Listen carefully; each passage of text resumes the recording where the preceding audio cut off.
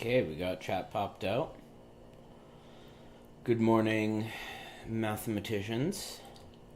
Hope you're all doing well. So, what are we starting off with here? I'm just adjusting stuff.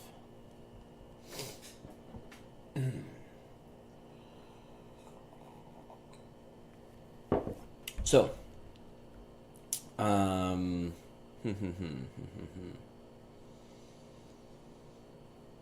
right. So we had questions at the end of chat yesterday that I said I would answer this time. So the first one here is, I've also been learning mathematics. How do I pivot to creating new mathematics? And, I thought about this one for a while yesterday, while I was walking around, going about my day. And in some sense, I'm not the best person to answer this question because I am just, I am a creative type, sort of naturally. I've played guitar for half my life, and I used to write, and I was in plays in high school. In fact, when I was in high school, I remember playing around with different kinds of mathematics, trying to teach myself stuff. I was failing math because I just didn't do my homework. But I would literally, I would sometimes go to class, to my pre-calculus class, and I would sit there with a calculus textbook in my lap, and I would be down, have my head down and writing the whole time, trying to figure out how to solve integrals. And I remember I was trying to come up. I didn't succeed.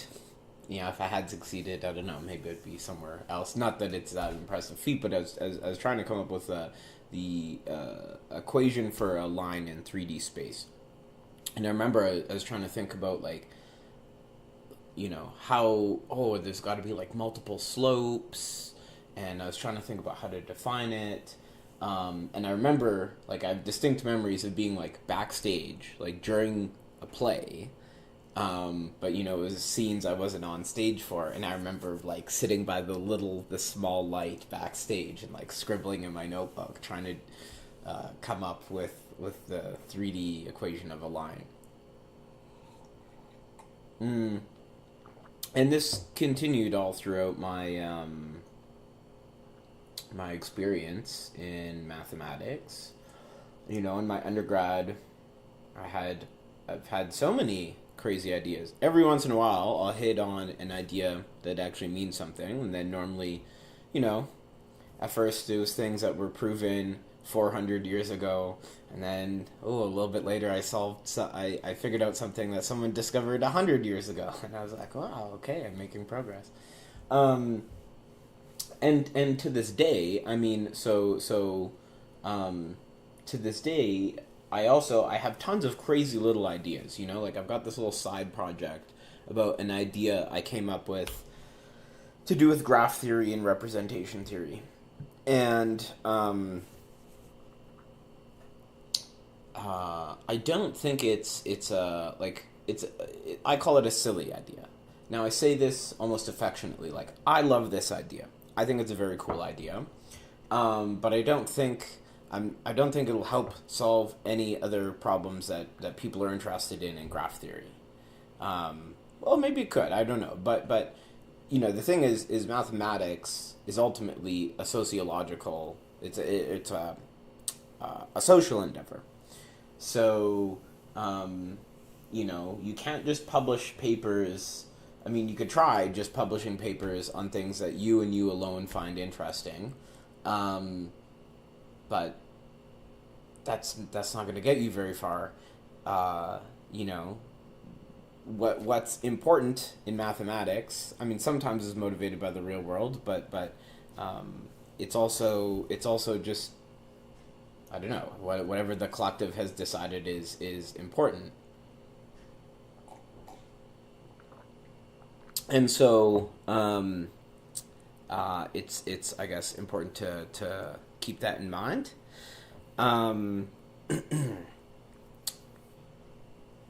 So, yeah, what to say about creativity? So the thing is I've personally, this is why it's maybe hard for me to give advice if you haven't flexed your creative muscle in a mathematical context before, because I've just sort of inherently been doing it. Um, but that being said, I mean, there's still, it is even different for me doing, say, like creative mathematics in a research PhD context versus doing creative mathematics like when I'm just reading stuff for fun on my own and I come up with some idea. I'm like, hey, this thing looks like that thing. Wouldn't it be, isn't there some fun way we could connect these? Actually, I'm going to have coffee with a friend this morning who knows more stuff about fibered categories than I do, because I had a silly little idea about fibered categories, and I was like, hey, this thing kind of seems like this thing, with vector bundles. Is there some way we could make it work? So we're gonna go have a chat, and I wanna see if there's like a definition of a special kind of fiber bundle that mimics the definition of a vector bundle, for example. So yeah, there's that. But now but even that is still different than like the research that I do, right? Because for example, like um, my main thesis project maybe is not so much. I didn't put that much. Doesn't have as much creative force in it as these other things. Like, same thing with my thesis, my master's thesis. Like, my supervisor gave me a project to work on, and I worked on it, right? So he was like, here's a thing that I think should be true, and here's an approach that I think should work, and it would also be cool if you wrote some code to compute some examples. So I did. Same thing with the main topic of my thesis, the Kasdan-Lustig hypothesis.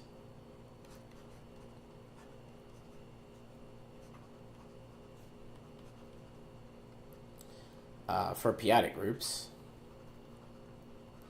Oh, this thing's gonna keep writing and think it's the title. There we go.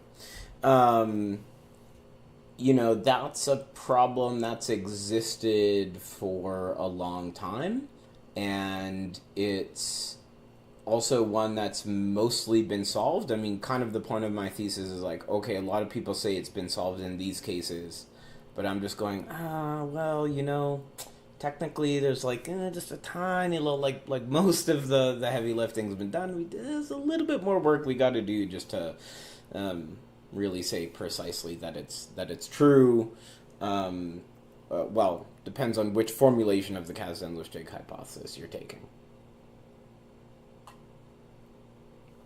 So that's not a necessarily creative work. There's this paper that I'm hoping to try and get out in the next couple days. Where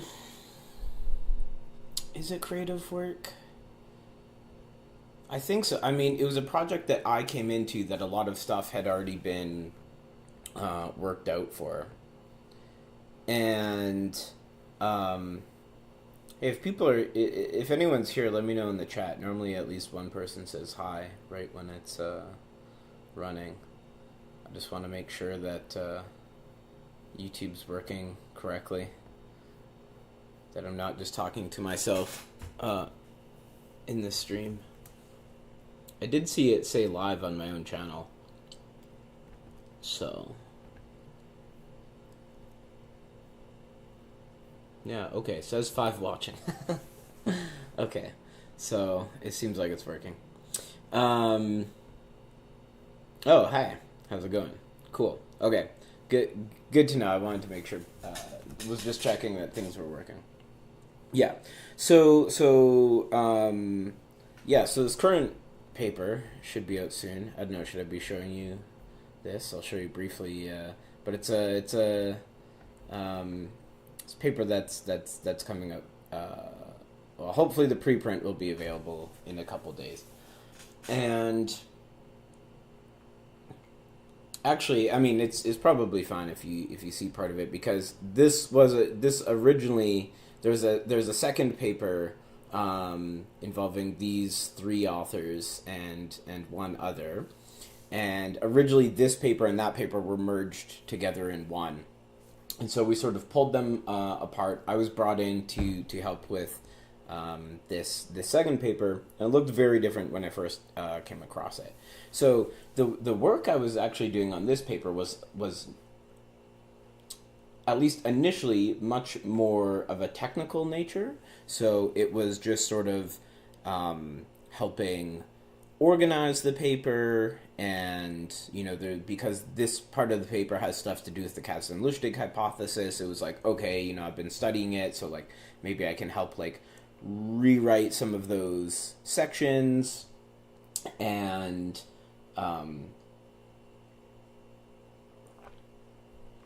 just think more about what's the right way to phrase this, and how could we, maybe other consequences we could prove or something like that.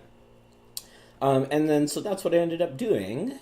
So a lot of these like key ideas for this paper was sort of already in place, and I did. Yeah, so you could say it was not very creative work, because it was sort of like of a technical, like organizational nature, at least at first. But then there's this example. There was some comment. There's some comment later on in the paper, anyways. And so for this, there's a whole section that exists now in the paper where I just sort of scratched my head at this comment, and I was like, oh, you know what? Maybe let's try and explore that, and let's try and push it further. And then I noticed a couple, a pattern. I was like, oh, kind of like, what if that happens in general? And so there grew out this whole section of the paper that is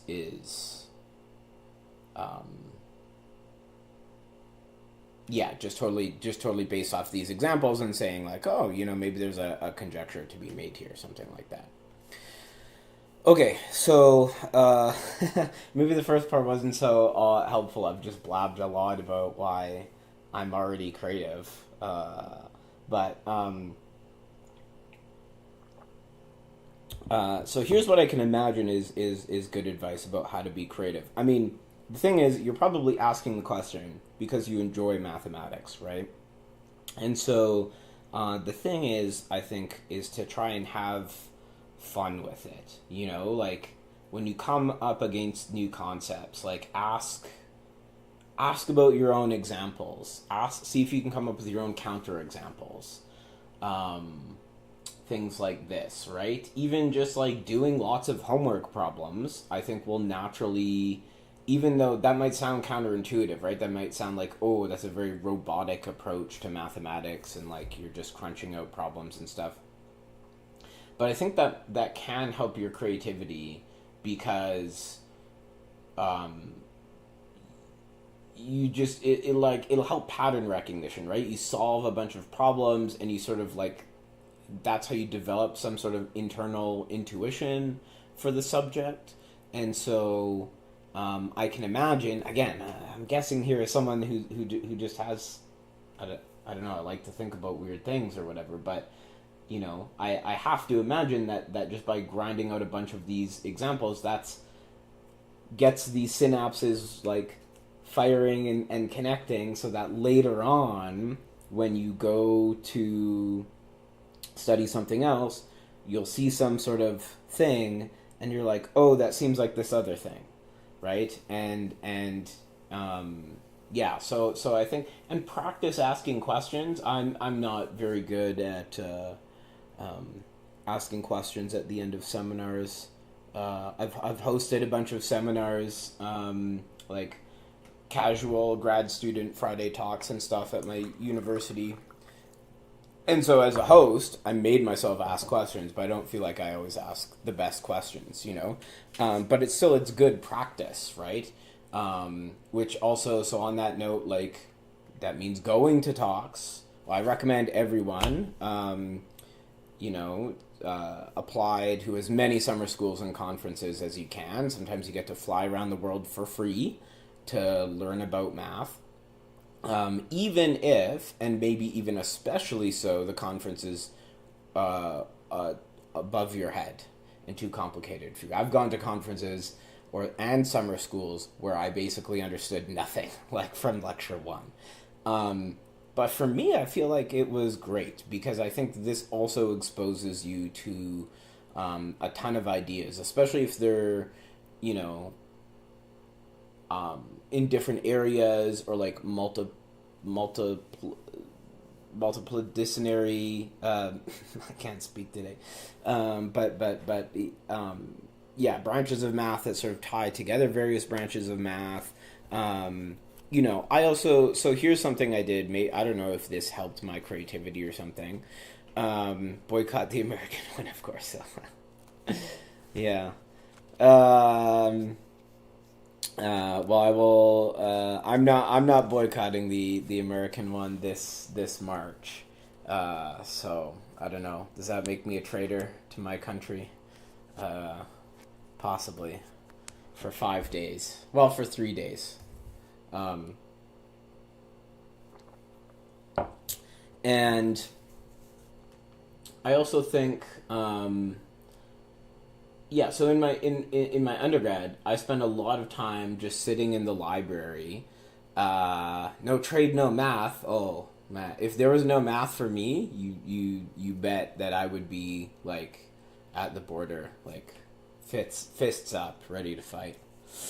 If that could actually be imposed. And yeah, I would sit in the library. No one else was there, especially not in the section with the math books. It was dead. I always had the place to myself. And I would just pull random books off the shelf.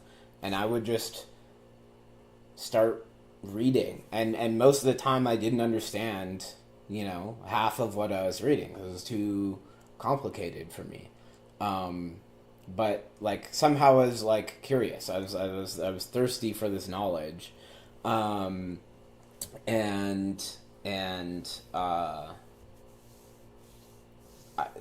think that maybe that could help too, just being exposed to these abstract ideas that are beyond you, but maybe you just have like you don't have a grasp on it, right? But like one pinky is just touching the subject or something. It's like one word that you recognize, right? You have some gateway in, and like maybe these things can help bring inspiration, So yeah, I think like you have to be careful because it's very easy. I don't know, maybe guitar is a good analogy, right? Like if you just consume music media and like you just learn other people's songs, like I can imagine that would be stifling, because then you go to jam or to try and like write something original and like all you have in your head is other people's music. But that being said, you're not going to be able to. I think it'll be difficult to write a lot of your own music if you don't learn how other people write music, and that means like consuming music and like finding music that you like and trying to emulate, like thinking about, oh, what is the feature I like about this, and be like, okay, I'm going to try and emulate that part of it and incorporate it. And I think you can take the same attitude towards mathematics, right? Yeah, so I don't know if any of that is even slightly helpful. Okay, we got a couple questions in chat.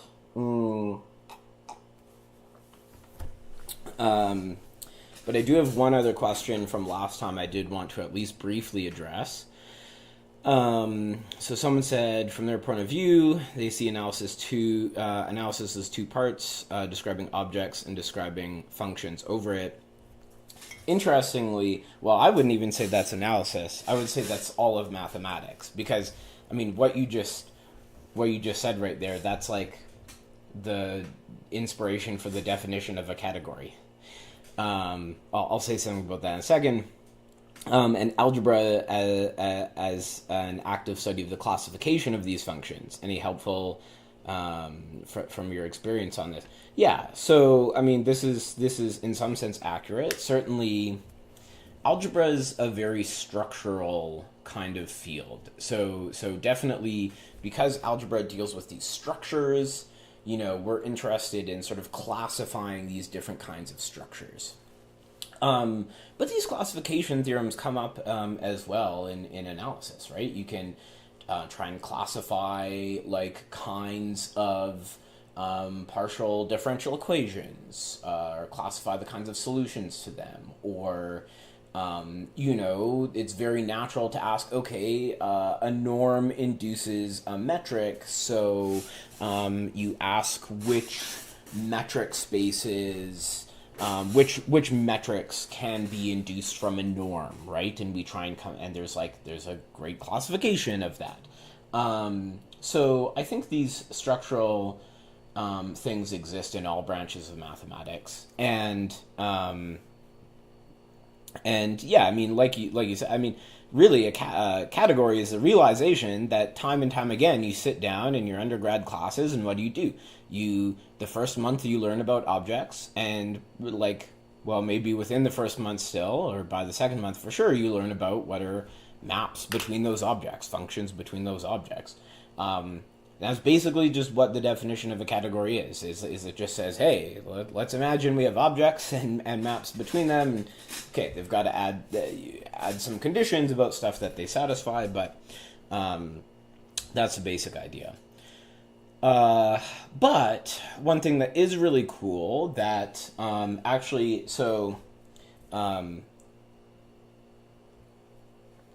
this is sort of the fundamental idea of algebraic geometry. So that's very much algebra, but it actually came from analysis originally, I believe, where the idea is that, let's say you have a polynomial in your ring, right? Well, now there should be, so it's a complex polynomial.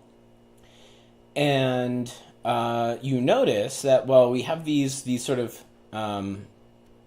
irreducible polynomials, and there's sort of this nice bijection between these irreducible polynomials and complex numbers, right? The irreducible polynomial x minus a corresponds to a complex number a, and therefore any polynomial, it will factor into various different factors, and so every polynomial should correspond to a collection of points.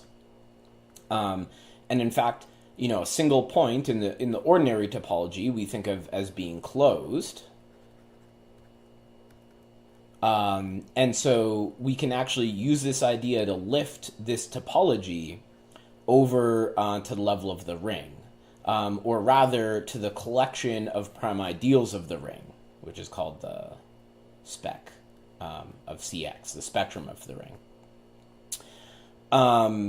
And another thing to notice as well is that a polynomial in this ring has a root, so f evaluated at a is equal to 0 if and only if the polynomial belongs to the ideal, right? So we can even take this idea of evaluating a polynomial and make it fully algebraic to say that it belongs to the ideal. These are equivalent formulations, and so this is an idea that this is totally this originally came from functional analysis. This duality between subsets of your space and ideals of the ring of functions on it. And in fact, there's also this notion of so if you took some subset of the complex numbers, right? So, this is the polynomials that are defined everywhere, right? But now if you look at the open subset of the complex numbers where you just remove the point 2, now you actually get a bigger ring of polynomials, because you're also allowed to look at those polynomials that have some. So this is not a modding out, but this is sort of a terrible notation to say, well, you also look at polynomials that have powers of x minus 2 in the denominator. And so smaller subsets of your space correspond to larger rings of functions. So this is a fundamental idea in algebraic geometry, but it actually originated in functional analysis, I think, in the world of C-star algebras, and there's some duality there. That's where people first thought about this idea of ideals and whatnot. Okay, we got a ton of questions in the chat. I see a bunch of Langlands stuff. What would the highest leverage topics an undergrad math student could learn in their last year at university? Have taken analysis up to measure theory, but no geometry of any kind. Well, it really depends on what you want to do. It really depends on what you want to do and what you're interested in. I mean, if you've taken no geometry of any kind, then I'd recommend, I'd say take geometry. I'm of the opinion, now I think, here's the thing. I know I'm wrong, because there are plenty of mathematicians out there who have a one-track mind, and they're very, very focused on a narrow area, and they do exceedingly well, and they have tons of accolades and awards, and have done amazing work. But there's still a part of me that somehow, I believe in the general idea of, the liberal education, right? So by which I mean not anything politically loaded here. What I mean is the idea that you go, say, to university to gain, yes, specialization in a topic, but also diverse knowledge, right? Which is why you get forced to take a distribution of courses from different areas. And I feel the same way about mathematics. Now, I'm heavily biased. Like I said in the last stream, I'm very interested in the sociology, the culture of mathematics, the history of mathematics. And so I'm interested in, I don't like every field to the same degree, but somehow I feel that just having more breadth is always good. Again, I'm heavily biased, though. I'm in a multidisciplinary branch of mathematics, and one could argue that if maybe I spent a little less time gaining breadth, I could have, I maybe have more publications at this point. Debatable. But if you say you haven't taken geometry of any kind, to me, I think, well, take some geometry. Watch my video about derived categories, and next semester you'll be attending a seminar on Mukai transforms in algebraic geometry. Wondering if you could maybe say a few words about it. Good question. Unfortunately, I can't say very much about it, so I'm guessing that includes, for example, the Fourier Mukai transform. Actually, one of my good friend and academic brother is his project is all about how a version of the Fourier transform comes up in my group's research. So he's actually he's the expert in my life, worth talking to about it. But yeah, what is there? What can I say about it? I don't know if I can. I don't know if I can say very much, other than it's cool. Maybe I can offer you some sources. Like I've learned some stuff about it so that I can speak the same language as my friend and collaborator. Achar, Pramod Achar, has a really great book that was just published a few years ago on it's like perverse sheaves. In geometry and rep theory, something like that. I've already worn my copy out because I read it so much. And there's a great treatment of the Fourier transform there, one version of it. And also, definitely if you know some algebraic geometry, definitely look up the sheaf function dictionary, because the one of the reasons we call it the Fourier transform. So it's not purely vibes based, but basically there's this correspondence like between functions. So these are varieties over like finite fields. But there's a correspondence between functions, and you build like corresponding sheaves. Actually, they're not sheaves; they live in like the derived category. And what's really cool is that there's I shouldn't have used fancy F for sheaf because there's Fourier transform, but there's a Fourier transform on sheaves, and guess what? If you take the Fourier transform of the corresponding function, then that goes to the Fourier transform of the sheaf, for example. Look at Char's book. Maybe I'll tell you guys something cool about how the Fourier transform shows up in my research later, but me and the group have got to do more work before we're ready to tell the world. Was an engineer for about a decade, had to do a lot of creative thinking. Being creative is a learnable skill, and just like everything else, the more you practice, the better you get. Yeah, definitely, yeah. Anytime you learn something, try to say something that builds on top of it. 100%, yeah. Like I was saying before, when you come across any concept, like, there's this great quote, the textbook Galleon, Intro to Abstract Algebra. One thing I do like about that text is it has, at the back of every section, it has a little quip about history, and it has a bunch of interesting math quotes.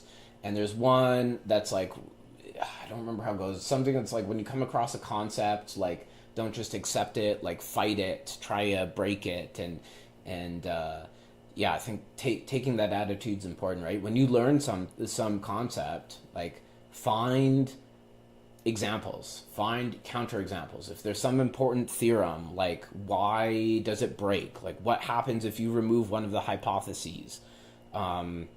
Can you find a reason that it breaks when it moves one of these hypotheses? Like, sort of be a radical skeptic almost, like try and don't be a crank, but like, yeah, try and fight against theorems that you're learning about or something, and really like play with them. I think that might help creativity.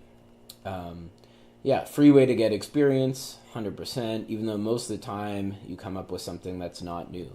Yeah. And I think there's value in coming up with something that's not new, right? Like I said, I've come up with a tons of, like to me that still sort of counts. I want to believe it counts, right? I've come up with a bunch of stuff that it wasn't inspired by anything else. Like, it was original thought, as far as I was concerned.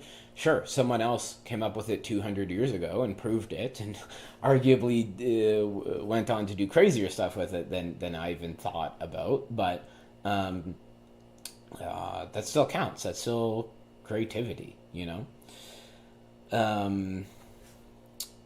Yeah. How to learn about geometric Langlands program as quickly as possible. I have no idea. I'm not in geometric Langlands. I am in Langlands, and definitely the stuff going on in geometric Langlands has relevance for me. In fact, I'm going to this conference in Maryland in a couple days, and Sam Raskin, one of the authors of the recent proof of geometric Langlands, is going to be giving a talk there. But yeah, I don't know a ton. Like, I've looked. There's this paper of fairly recent paper of David Benz-V called Between the Coherent and Constructible Langlands Program, and he talks about going between versions of the Langlands program where you talk about constructible versus coherent sheaves. So, this paper is of interest to me because, like, part of what we look at in the local Langlands program are, like, constructible. We look at constructible sheaves, and other people sort of look at these, like, categories, of sheaves on stacks, of, like, coherent sheaves, and, in theory, there should be some way to, like, get our perspective through some localization of their perspective. Okay, well, that's not even geometric Langlands yet, but they're using, I think, more of the same technology of geometric Langlands, where you're looking at all these infinity categories of coherent sheaves on stacks of Langlands parameters, and yeah, to be honest, I don't know a ton about. I mean, I know like these words, but yeah, I don't know the best way. There's this book. What is it? I mean, it's a massive book. Yeah, the thing is, there's probably no learning it quickly. Like if you're a super genius, maybe, but I'm not the best person to ask. But what is it? Oh, why can't I think of the book? Gatesgory Rosenblum. That's a book. I remember. So I was at a summer school this past summer, and people were talking about how the book is very controversial. Like apparently, there's some stuff that they don't prove very well, or they don't prove at all. They just sort of like take for granted something about some like tensor products of infinity categories, and then yeah, a bunch of people at some like in number theory are like very upset about this because it wasn't so rigorous. And then, but I think recently, I'm talking about my ass here, by the way. But I think recently, maybe people studied, were able to prove these like things about tensor products are actually like everything's all good. They put it on firmer ground, but maybe some stuff in Gatesgory-Rosenblum is yeah, not all totally fleshed out yet. I don't know. Some people think it's controversial, I guess. That's probably a book. I've cracked it open. Haven't spent a lot of time or depth in it, but that's probably a good book. I mean, it's massive, if I recall, and it's in two very large parts, but probably the idea is start skimming it. Read the book simultaneously at two paces. You know what I mean? Like go through and just read like introductions to each section and the big theorems, and then sort of go back and try and get more into the weed. But I'm just guessing here. Yeah, I don't know anything about about geometric Langlands. So like, yeah, of course I've read a bit because I'm interested, but I don't understand it, so I don't know how to tell other people how to understand it because I haven't yet. So this next one's kind of related. Have you ever looked into the geometrization of local p-adic Langlands of Fargs-Schulze and the Fargs-Fontaine curve? Is it relevant to your work? So the answer to all of that is oh, and thanks for putting that in the chat. Also, I know I saw someone asked a while ago, coffee or tea. I mean, you probably noticed. And this is the mug I have my coffee out of every morning. I do like tea. I've got a shelf full of tea at home. You know, artisanal green teas and stuff like this, but I'm much more of a coffee person, definitely. I like yerba mate too. Shout out to any of my South American friends that drink Paraguay, or Middle Eastern friends. So apparently, it's popular in certain areas in the Middle East as well. So yeah. Anyways, geometrization. I mean, I guess I kind of answered that question already. Yeah, I've looked at it a bit. Certainly, it's relevant to my work, but yeah, I mean, we're very much like my understanding is the work, the sort of like mainstream geometrization, like Farg-Schulze kind of stuff is they're looking at some sort of like they're looking at Bun-G. So this is some like moduli space of G bundles over your group, and this is some infinity category of coherent sheaves on that. And then I think they take like a derived category, and the setup is that there should be like an equivalence between this and the derived category of what is it? Are they looking at like local systems or D modules? It's something like local systems on a stack of Langlands parameters. And that's sort of the perspective they take. But here, like what they're doing on the geometric side is they're like gluing together like all of the collections of all of the Langlands parameters.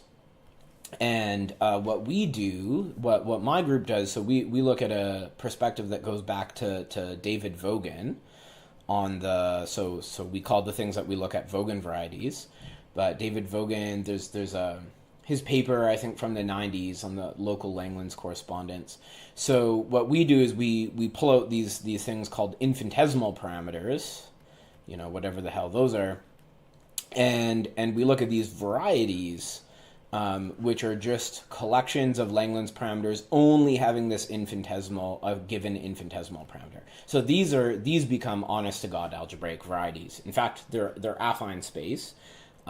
So that's, so you might think, well, that's not interesting, but there's like group actions that go on it.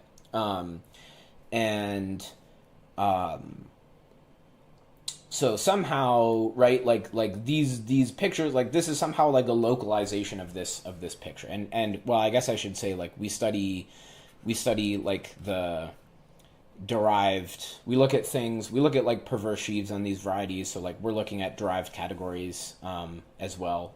But so somehow there should be like a localization of their picture, right? Like it's like we're looking at little pieces of the stack at a time and proving things about it. So definitely these things fit together. I have no idea about the Fargs-Fontaine curve or how this fits into that perspective, but I know that it has something to do with all of this. One day, I mean, I probably should learn it, but yeah, there's only so many hours in the day. I don't know. So someone asked, what's the idea behind an ideal? I've seen them in rings, Lie algebras, etc. Yeah, so that's a good question. What's a good thematic way to explain what an ideal is? I mean, here's the thing. So we like studying, objects. This is going to be kind of abstract, but objects in some sort of algebraic category, or just objects in general.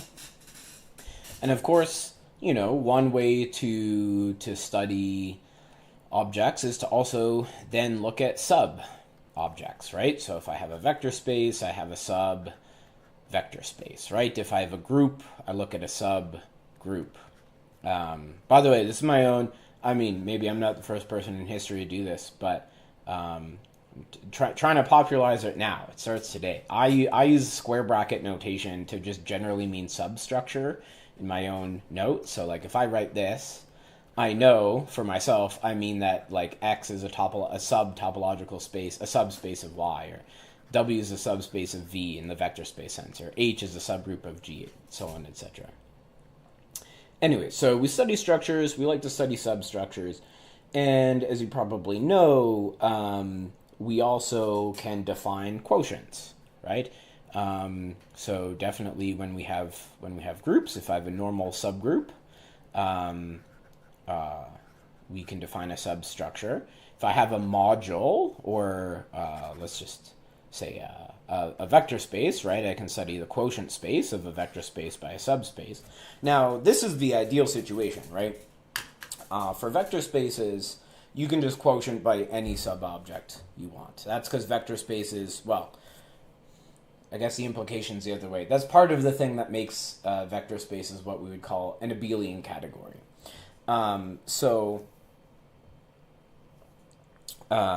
Yeah. With groups, all of a sudden, we have this shocking thing that, yeah, you can't just quotient by any group and get a group back. You already see that there's sort of a you need to take special kinds of groups if you want that quotient to be a group again.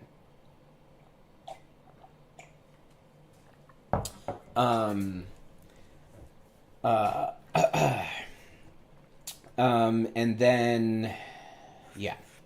So then naturally, when you get to any other algebraic structures, be that a Lie algebra or a ring, since you already had this sort of awakening that you need to take a quotient by,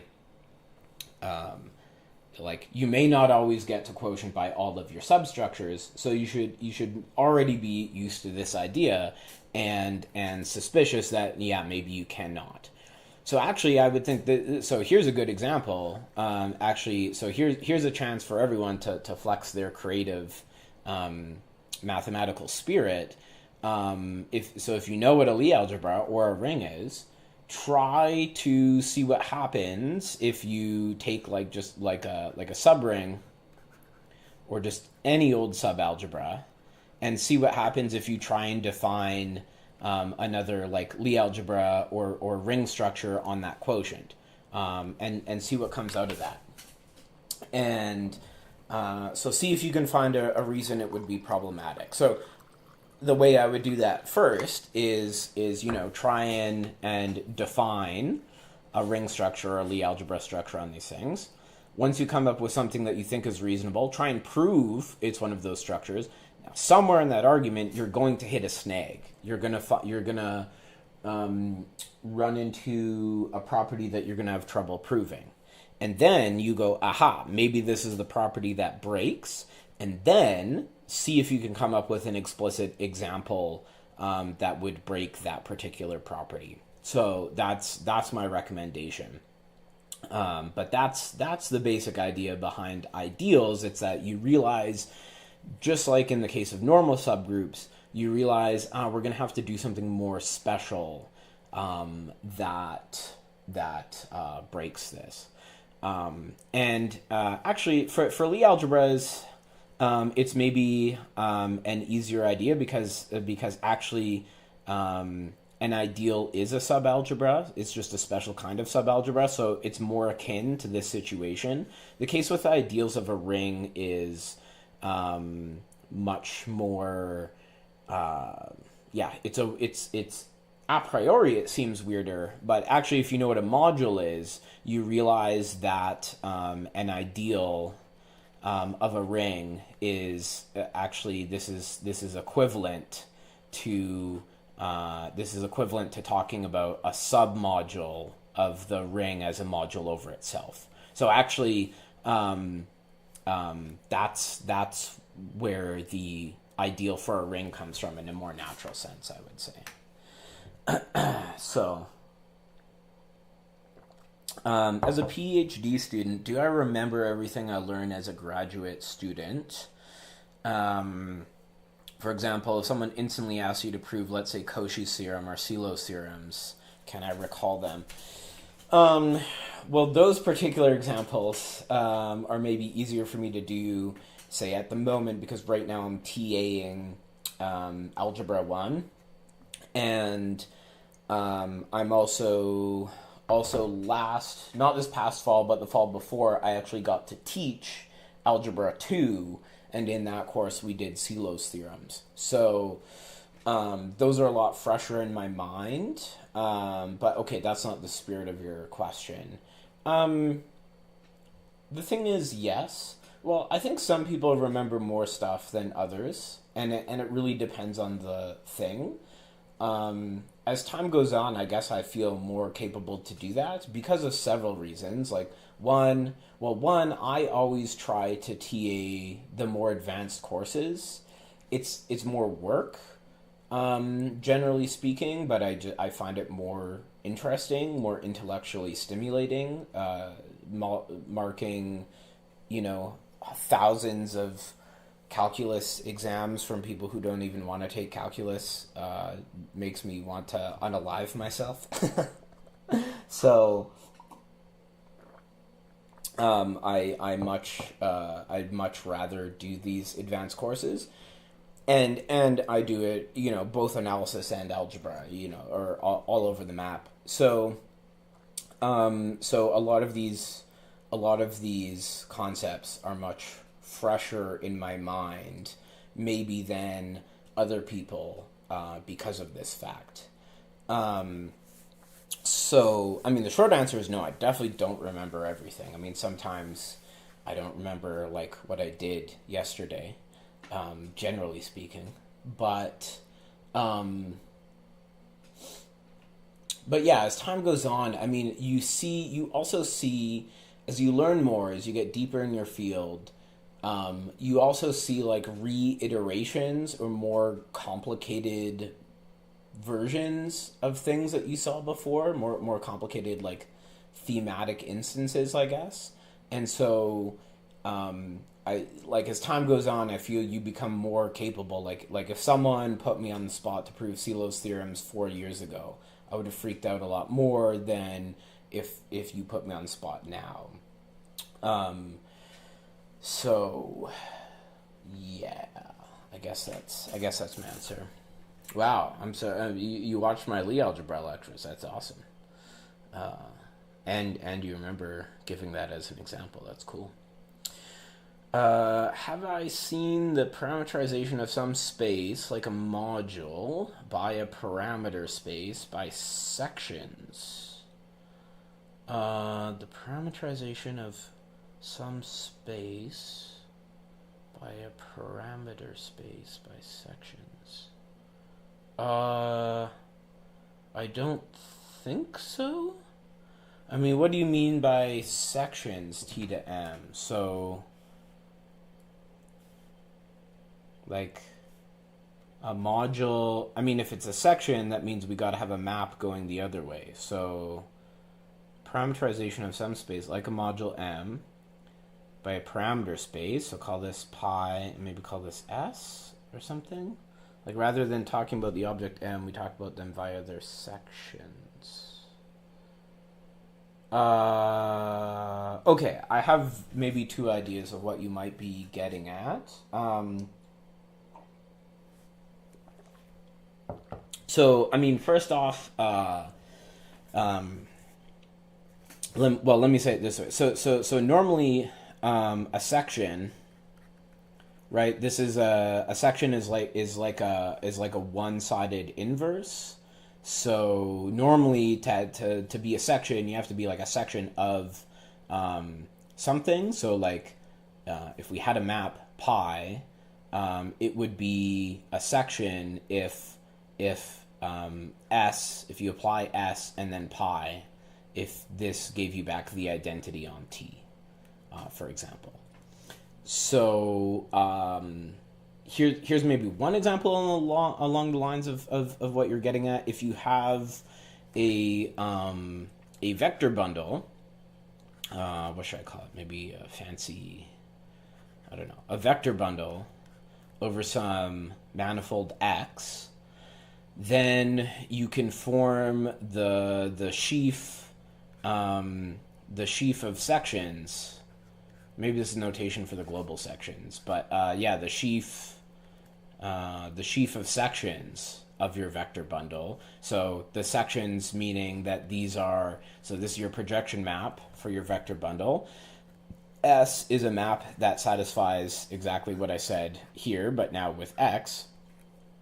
And so the collection of those, continuous maps satisfying this property, this forms a sheaf. So it's the sheaf of sections of the vector bundle. And so, for instance, so every vector bundle will give you a sheaf, and the sheaf will be a special kind of sheaf we called quasi-coherent. Or is it coherent? Yeah, I don't totally remember. But then also, like, if this is a sufficiently nice, like, I don't know, let's say like a complex manifold, and maybe, I don't know, I don't think it has to be compact, but something else nice, you can go backwards as well. So basically, if you have a quasi-coherent sheaf, you can form a vector bundle out of it. and and in fact, this is why if you look at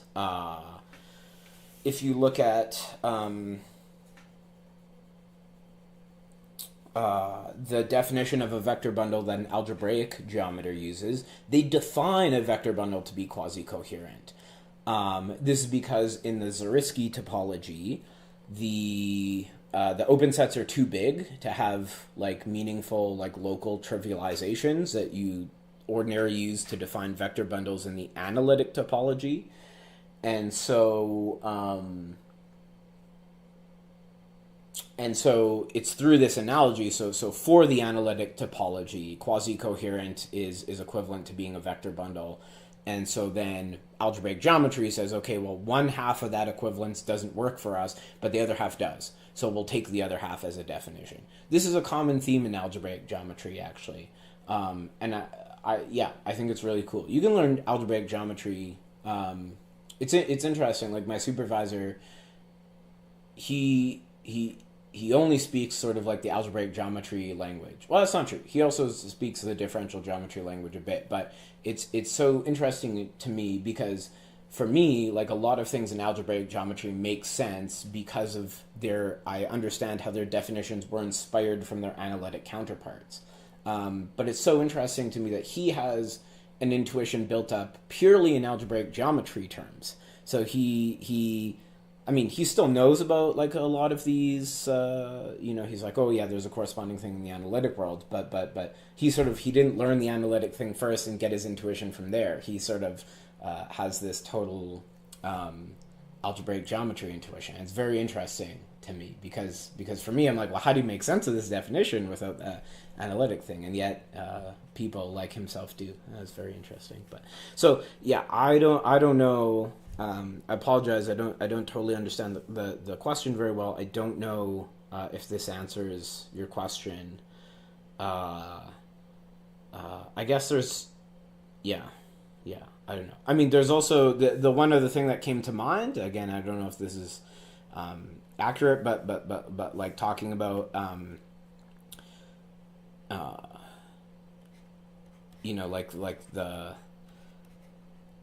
like if you take for example, you can think of like the module.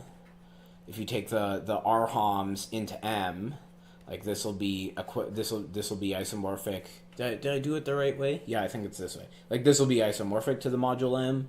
So you can think of you can like represent your module as a functor, and so you can think of it like a sort of space of maps. Maybe that's what you mean. I don't know. I'm sorry if that. Yeah. How do I think research is different from taking grad classes?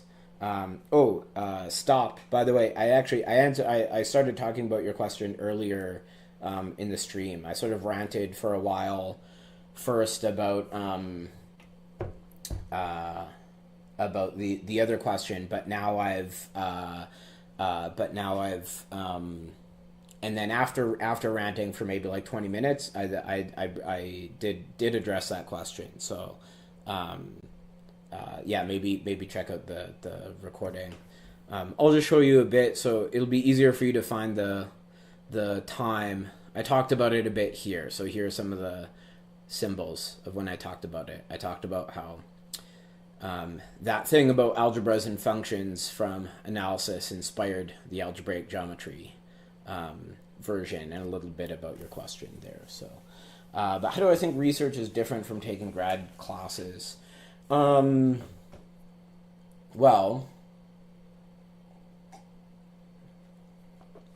I mean, psychologically, it's different in the sense that at the end of the day, in the grad classes, at the end of the day,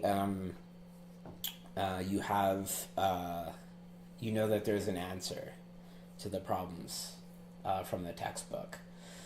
That's maybe one of the big differences. But that's also maybe not so different, because like Gödel's incomplete theorem, what if the problem you're working on is unsolvable? Yeah, but like most of the time, if a problem smells like it can be solved, then it can be solved.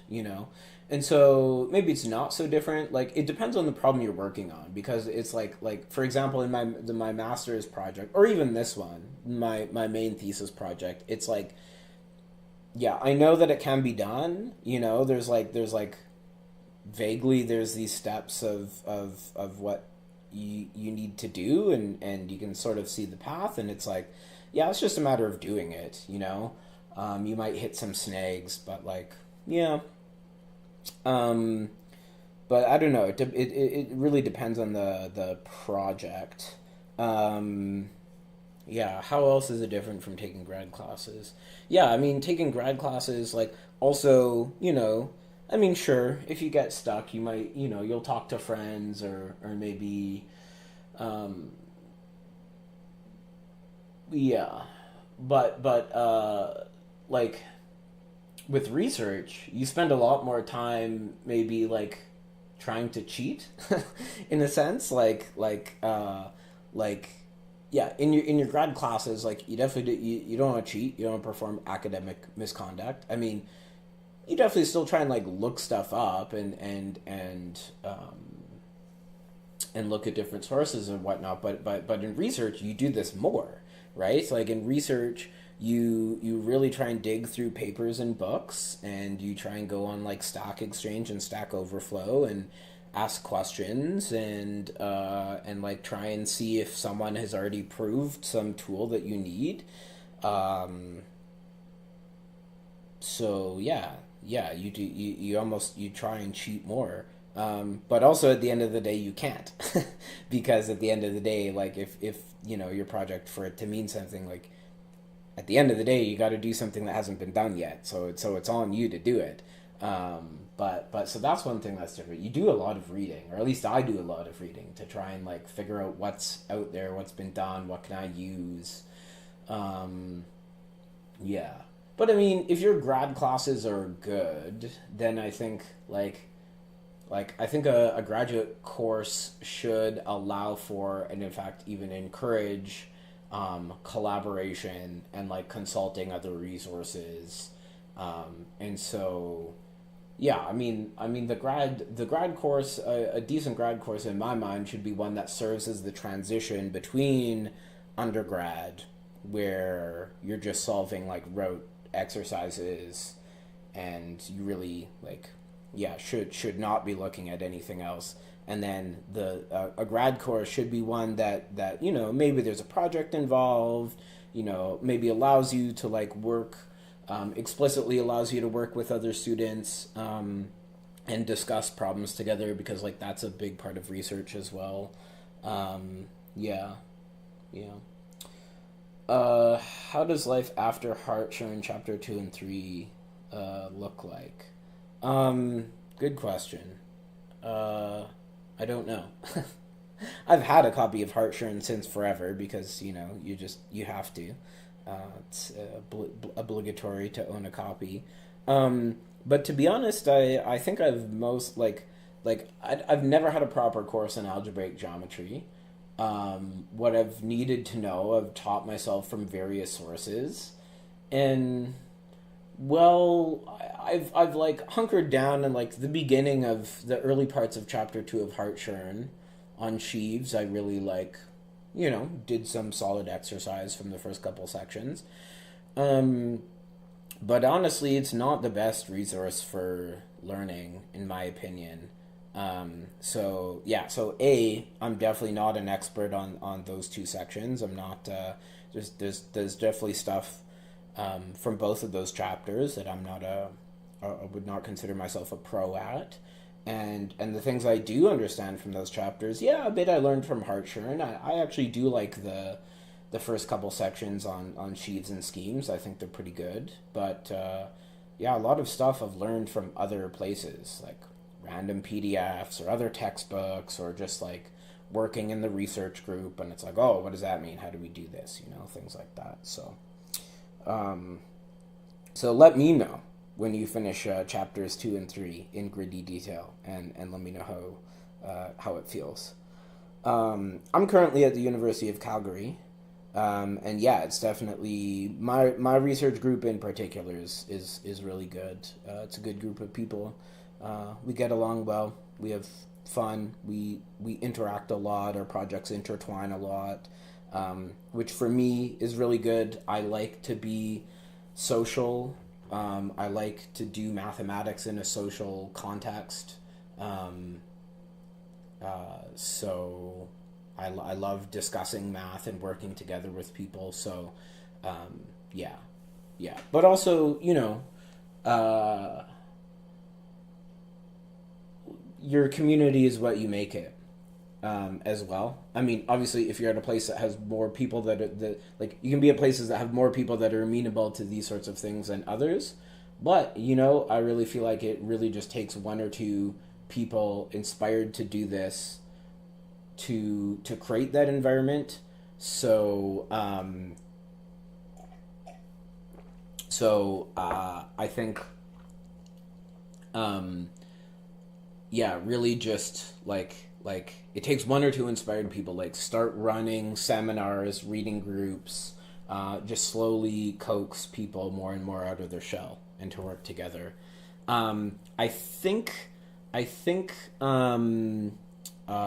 uh, taking application. I don't know if my supervisor in particular, is taking applications in the fall. He might be, but if you want, send me an email. I think my email, you can find it somewhere on my YouTube channel. Actually, I should probably make a separate email just for this channel so it's not connected to my Gmail. But my Gmail's there. I think you can also find. I have a personal website. Um,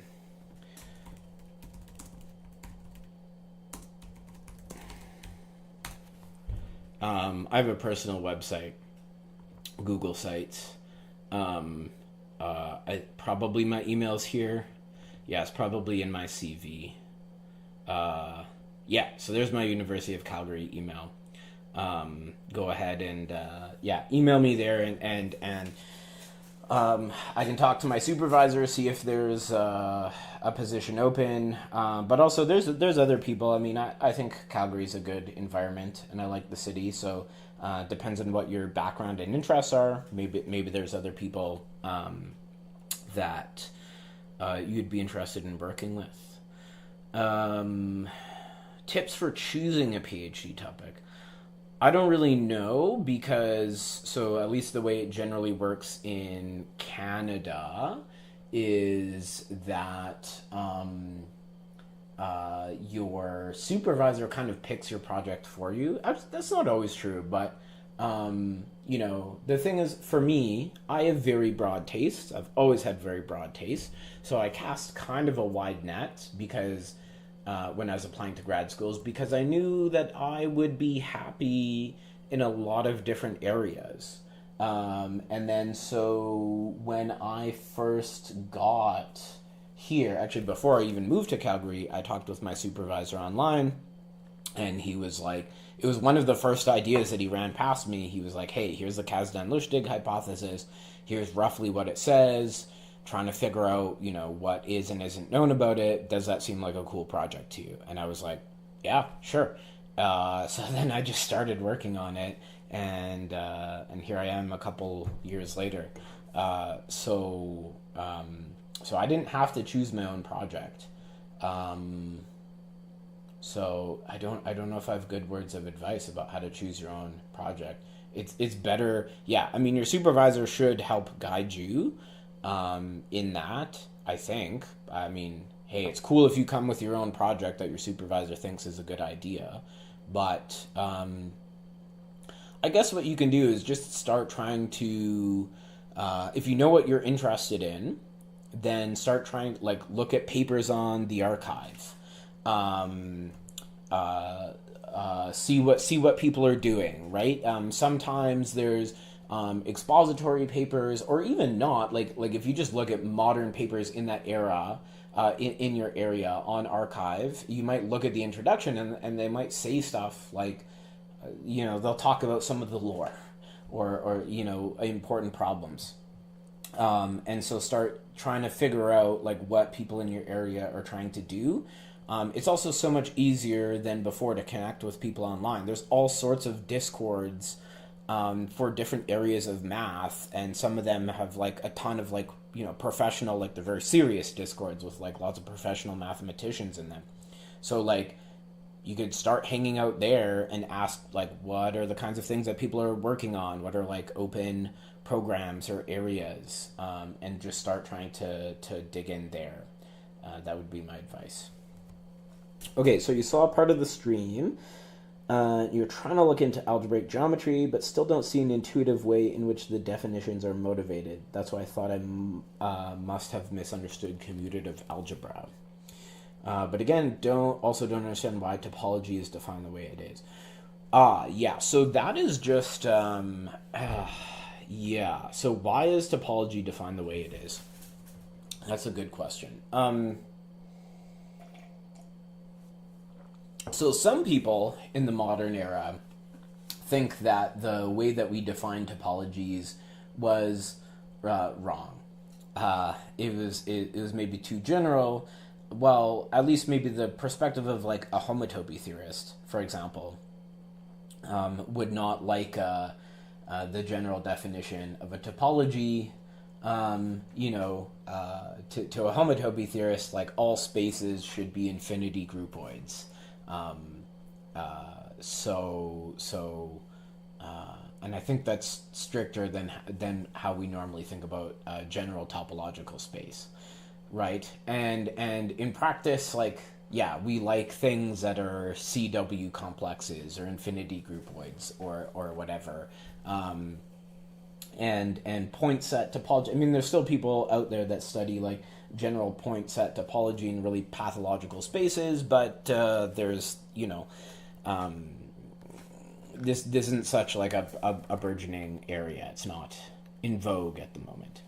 But that being said, there is still reasons why a topology is defined the way it is, right? And like many things in mathematics, it all comes down to the real numbers. Like tons of stuff we do in mathematics, if you trace back through the history, it's just like, oh, how do we generalize the real numbers and the integers? And like it all comes from this, basically. So, like for example, when you start studying some, basic analysis of, foundations of analysis, continuous functions from the real numbers to the real numbers. And you see, for example, like you look at how continuous functions behave on open intervals versus closed intervals, right? You see that there's like some sort of different behavior that can happen. But then you realize you're like, oh, actually, these sort of common features I find of continuous functions on open intervals, it doesn't seem to be any different if I look at like a union of two open intervals, or even if I looked at some infinite interval, maybe the union of like infinitely many, maybe something like this, or whatever, right? So you find, okay, so I study these sort of basic intervals, and I find that the properties of continuous functions that one finds with respect to basic open intervals seems to work just as well for see you, Eric. Seems to work just as well when I take arbitrary unions of open intervals as well. But you notice that some of those properties disappear if you take, so arbitrary unions are good. Some of those properties disappear if you take arbitrary intersections, though, because, for example, if you took the intersection of all of these intervals, then this is just the singleton open set, and now this doesn't it's no longer an open interval, right? And not only is it not only an open interval, but sort of the nice behaviors of continuous functions that happen on open intervals no longer happen on these things, right? So, but you realize that finite intersections are still in. So finite intersections are still good. And that's really like it's just this fundamental realization about, say, continuous functions on the real numbers that arbitrary unions and finite intersections are sort of the things that preserve niceness about continuous functions. That's what inspires the general definition of a topology. So just set theoretic constructors that preserve continuous maps. Yeah, I mean that's something like that. Something vaguely like that. Yeah, it's sort of operations. So we know that there's these sets where we can say particular things about how continuous functions behave. We have some basic operations on sets: complements, unions, intersections, blah blah blah. We ask what operations can we do to these basic sets that would still, on which we know that if we did these things, our continuous functions would still have nice properties on those, and you're off to the races.